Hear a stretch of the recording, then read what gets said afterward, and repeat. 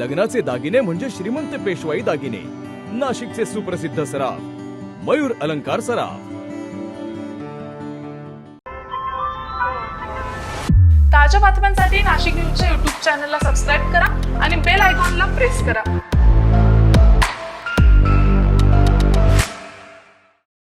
नाशिक शहरात शिवसेना पक्षाच्या जिल्हास्तरीय आढावा बैठकीसाठी राज्याचे उद्योगमंत्री उदय सामंत आज नाशिक दौऱ्यावर असून त्यांच्या उपस्थितीमध्ये उद्योग, गुंतवणूक आणि राजकीय घडामोडींना वेग आलाय।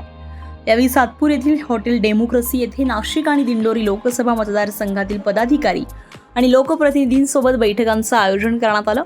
याप्रसंगी उदय सामंत यांनी स्पष्ट केलं की शिवसेना संघटना अधिक मजबूत करण्यावर भर दिला जात असून गटबाजी सहन केली जाणार नाही। जिल्हा परिषद निवडणुकीत शिवसेनेचा झेंडा फडकवण्याचा निर्धारही त्यांनी व्यक्त केलाय। महापालिका निवडणुका, महायुतीतील समन्वय, नगरसेवक निधी, कुंभमेळा कामे यावरही त्यांनी भाष्य केलंय। मराठी भाषेबाबत बोलताना महाराष्ट्रात राहणाऱ्या प्रत्येकानं मराठी बोललीच पाहिजे अशी ठाम भूमिका त्यांनी मांडली आहे। तसेच महिला अत्याचार शक्ती कायदा, लाडकी बहीण योजना, ऑपरेशन टायगर, TCS आणि महिंद्रा गुंतवणूक यांसारख्या मुद्द्यांवरही त्यांनी सविस्तर प्रतिक्रिया दिली आहे। सामोरं जायला तयार आहोत, त्याच्यामुळे काय स्वबळाचा नारा द्यायला काही मी चालू नाही, परंतु प्रत्येकाला प्रत्येकाचा पक्ष वाढवण्याचा अधिकार आहे। त्याच भावनेतनं शिवसेना पक्ष हा पूर्ण ग्रामीण भागामध्ये वाढला पाहिजे ही भूमिका घेऊन आम्ही काम करणार आहोत। त्यासाठी आजच्या बैठका होत्या।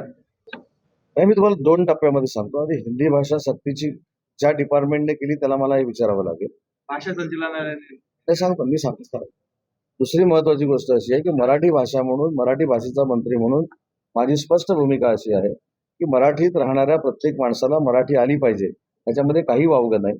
जर जिल्हाधिकारी होत असताना मराठीचा पेपर देऊन मराठी बोलता येतं म्हणून रुजू होत असेल तर मराठी माणूस म्हणून राहण्यासाठी काही फरक पडत नाही। महाराष्ट्रात राहणारा माणूस हा मराठी बोलला पाहिजे ही आमची भूमिका आहे। आता भाषा संचालनालयाच्या मार्फत अशा पद्धतीची परीक्षा हिंदीची का घेतली जाते याची मी 100% माहिती घेईन आणि जायच्या अगोदर तुम्हाला मी उत्तर देईन। याच वेळी शालेय शिक्षण मंत्री दादा भुसे यांनी शालेय शिक्षण, शाळा फी, गणवेश सक्ती आणि शालार्थ ID प्रकरणावर प्रतिक्रिया देत अनियमितता आढळल्यास कठोर कारवाई होईल असा इशारा दिलाय। सिंहस्थाच्या पार्श्वभूमीवर सुरू असलेल्या कामांमुळे नागरिकांना त्रास होत असला तरी थोडं सहकार्य करण्याचं आवाहनही त्यांनी केलंय। काही महिन्यांमध्ये सिंहस्थ कुंभमेळा संपन्न होणार आहे, तर साहजिक आहे जी काही विकास कामं आता प्रगतीपथावर आहे त्याचा जनतेला, आपल्या सगळ्यांना त्रास होतो ही वस्तुस्थिती आहे। परंतु एकीकडे आपल्याला विकास कामं जर साध्य करायची आहेत तर थोडे दिवस हा त्रास पण आपल्याला सहन करावा लागेल।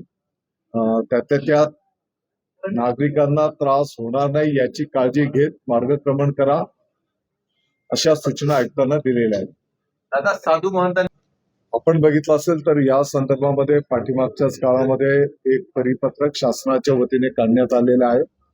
कुठल्याही माध्यमाच्या शाळेला हेच दुकानातनं गणवेश घ्या, इथूनच वह्या पुस्तकं घ्या असं बंधनकारक करता येणार नाही।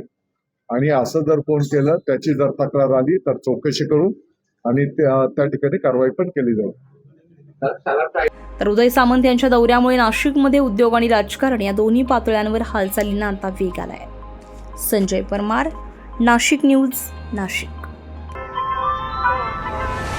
ताज्या बातम्यांसाठी नाशिक न्यूजच्या YouTube चॅनलला सबस्क्राईब करा आणि बेल आयकॉनला प्रेस करा।